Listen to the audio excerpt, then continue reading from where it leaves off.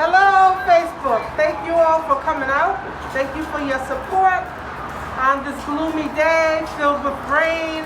Thank you for all the beautiful people that we are surrounded by today. We've come here to show support for our city. Our city needs to be protected during this pandemic. Evictions should stop. Also, no utility shutoffs throughout the duration of this pandemic. It's time that we stand up in unity before we end up with a public health crisis. People need to stay housed, whether it's in a hotel, whether it's at the Dunkin' Donuts Center. There's plenty of space in Rhode Island. There are plenty of buildings. Open those buildings and welcome in folks who don't have housing in. We are in the middle of winter, and housing matters. First person we have coming up to speak is from the faith community, Reverend Chantel Washington.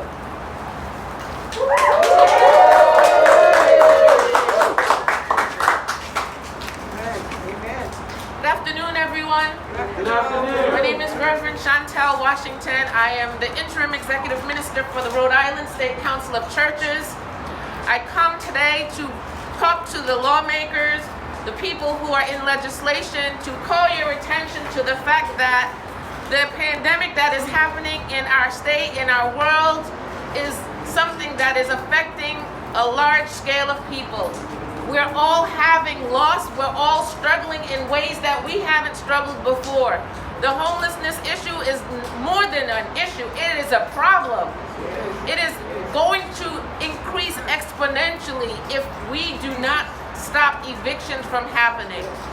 Evictions are something that are affecting people. They're getting worse and worse, and the pandemic, the date for the moratorium is March 31st, and we need some action beyond that. After March 31st, we are looking at facing so many people, individuals and families, adults, senior citizens, and children who are going to struggle with housing instability. We know already that affordable housing is a minimal. People are struggling to maintain and hold on to the little bit that they've worked hard to get, and we need your help. Lawmakers, legislators, we know that you have done your parts as much as you can for bars and for restaurants and for small businesses and for major corporations, and we need your help now. We need you to do something now that's going to cause some relief so that people are not worried about being out there in the streets. People are not worried about their utilities being turned off. Do you recognize that it is a chain effect, that if the utilities go off and the refrigerators don't work, people who have hundreds of dollars in food stamps will have no way of keeping it. People who need medicines and have to have milk and juice to take the medicines to keep themselves healthy are not going to have the resources to take care of themselves. It's going to get worse in a very big way. If you don't help, I believe that you can make a difference. You have an opportunity to help our fellow Rhode Islanders. We're waiting. Our voices are here. We need your action.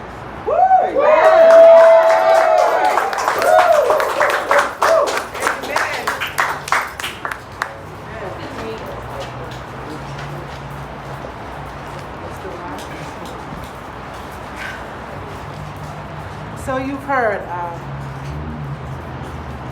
that information. It's very heavy,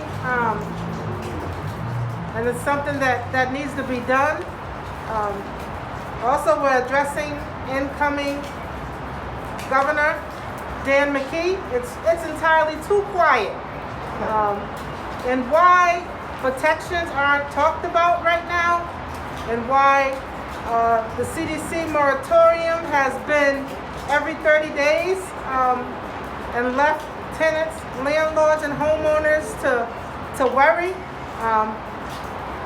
It shouldn't be that way. We should have protection throughout this pandemic. We should not have to worry every 30 days.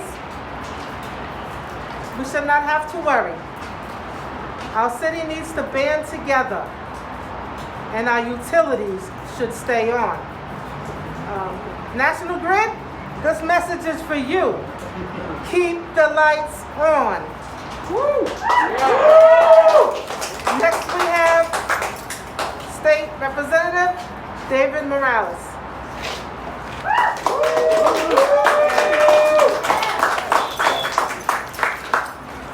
Now, brothers, sisters, and non-binary family, for nearly a year now, all of our communities, especially working people in our communities of color, have been suffering from the severe impact of the COVID-19 pandemic, from falling sick to becoming more financially unstable than they already were.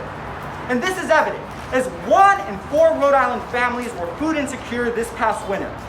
More than 230,000 people have collectively filed for unemployment.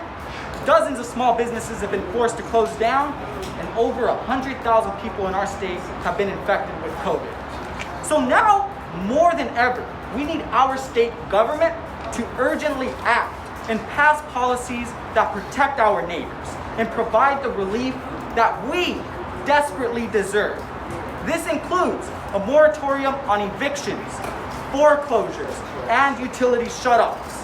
Because as we all know, shelter and utilities are the basic necessities for everyday life. And for as long as we continue to experience this global pandemic alongside economic insecurity, no one should be evicted from their homes. Nevertheless, this can and will happen if our government does not act.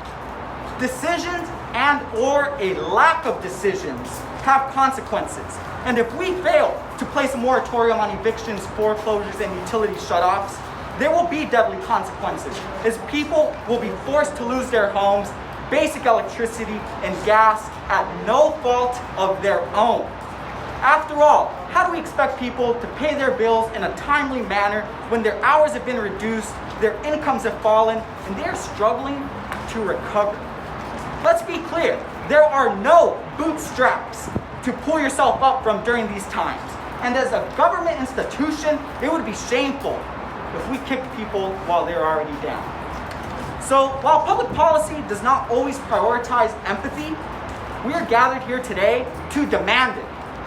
People are hurting, as we have been in this pandemic for nearly a year, and with the lack of sustainable relief from the federal government, we are depending on our state government to recognize the weight of their decisions and prioritize the needs of working people and our most vulnerable.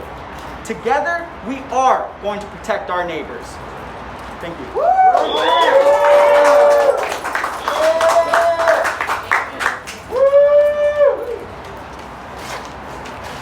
Next we have Tierra Mack.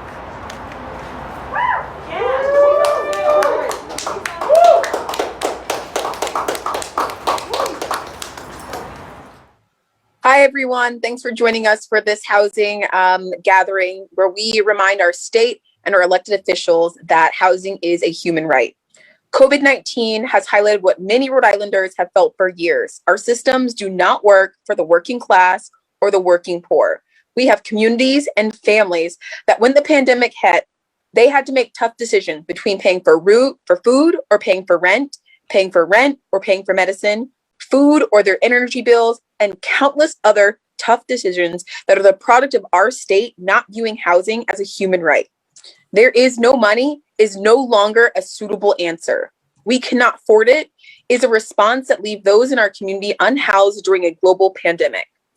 You do not have to be a progressive to discuss the crisis facing thousands of families in our state. You don't need to have faced eviction or have had your power cut off like my family in order to know that housing is a human right to everyone in our state. We should all know that the safest place for anyone is in their home, and we should all be working to ensure that no one in our state is ever evicted again. We should be working to make sure that housing, quality and affordable housing, will be available to every single person who lives in our state. When we think of solving problems, let's work on their actual solutions and not from creating band-aids for situations. Housing is a healthcare issue. Housing is an education issue. When young people don't have stable housing, their ability to perform in school decreases. Housing is also a wage justice issue. Passing a $15 minimum wage is a housing issue. When our community is all making a living wage, we won't have people who are always on the precipice of facing evictions. Environmental issues are housing issues. Green justice zones and money towards housing that is dedicated towards housing that is environmentally just and that is sustainable is what we need for our future in order to be sustainable. We need to make sure that our state has a dedicated line item for housing in every single budget that it passes. No more solving problems after they start. No more spending money on programs that don't tackle the root cause, and we cannot invest in them. We need housing. We need to start prioritizing housing. It is a racial justice issue. It is a queer justice issue. Housing's for all. Can I get some applause? Woo! Woo! Next, we have speaking Representative Diaz.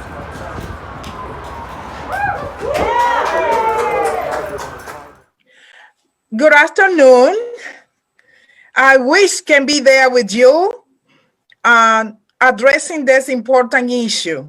And I want to start by congratulate you and thank you from my heart because you took time to work in defending all families in Rhode Island. Despite the weather, the raining, you are there representing so many people who don't have a voice.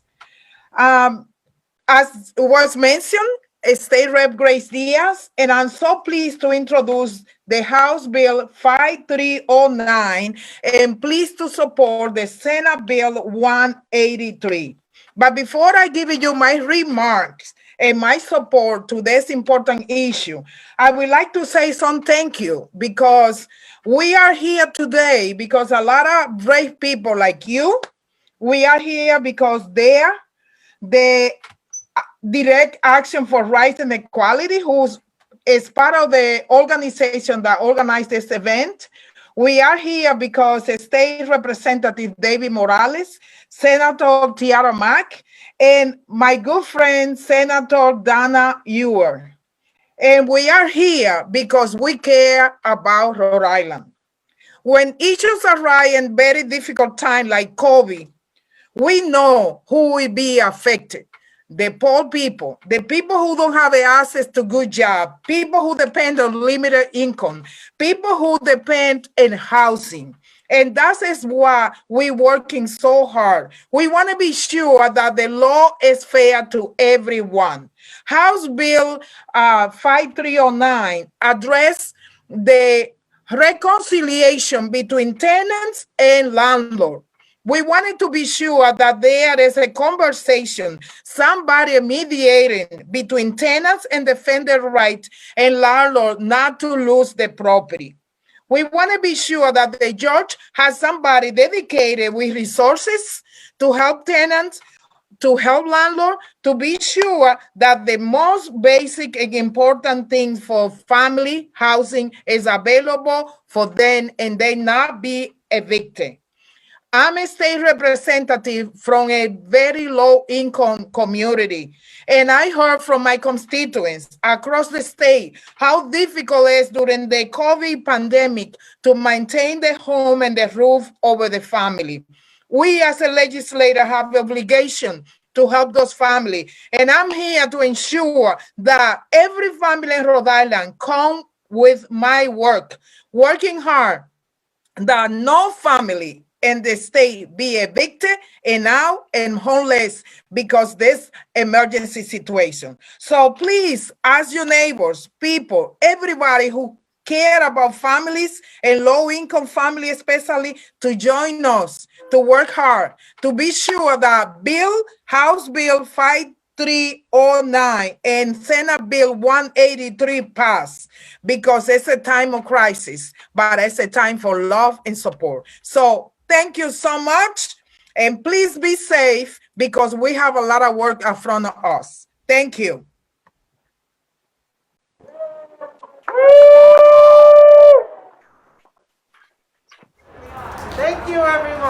you for staying the course. Next we have a tenant who's going to share her story, her public testimony.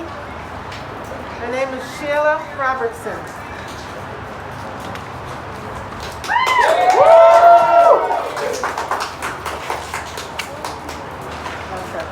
Everyone, my name is Sheila Robertson. I was born and raised here in Rhode Island.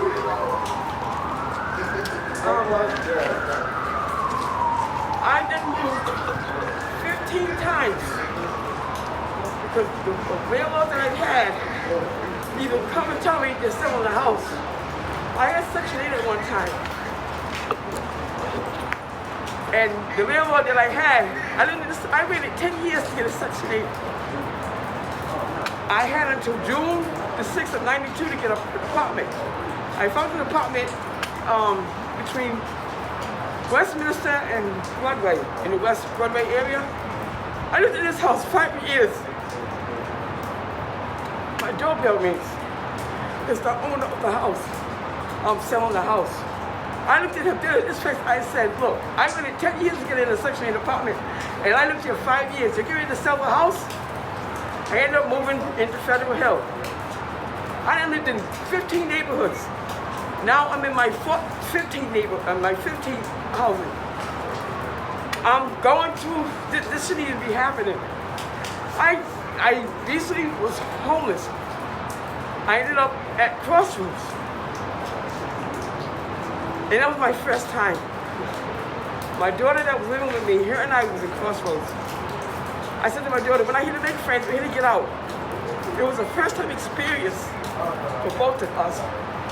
Now where I'm living at, and I've been under 3 property management people paying my rent. Now I have new owners. The building where I live, they have the 2nd floor.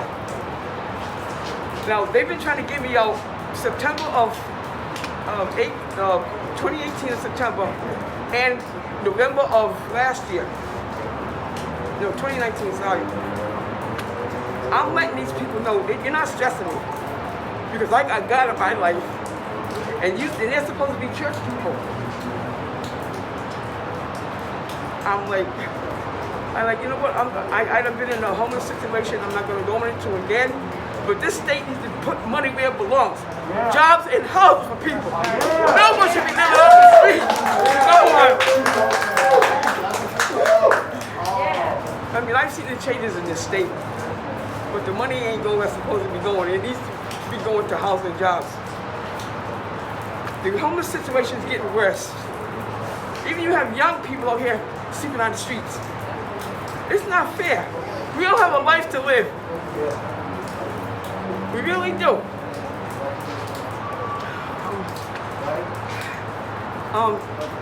Just last month, the landlord comes downstairs. He said to me, you have too much to be out. We're in February, and she's saying to me, I need your apartment for April 1st.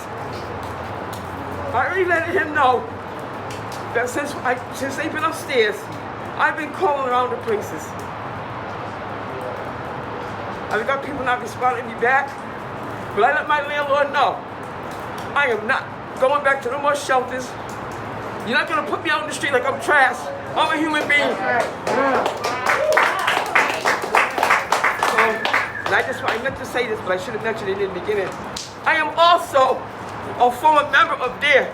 When DARE opened them doors back in the 80s, I was a member. But until this day, they still send me mail.